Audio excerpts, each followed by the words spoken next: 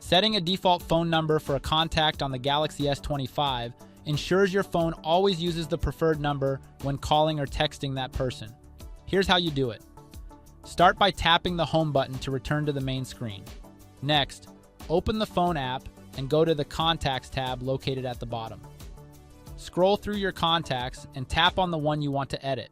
Once you're in that contact's profile, tap on the information icon to open the full details.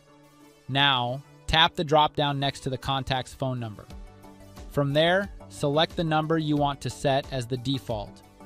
Once it's chosen, you'll notice it marked as the primary number for messaging and calling. After that, anytime you call or text that person, your phone will automatically use the default number you've selected. And that's it. That's how you set a default phone number for a contact on the Galaxy S25. If this helped you out, be sure to like the video and subscribe for more helpful tutorials. Thanks for watching.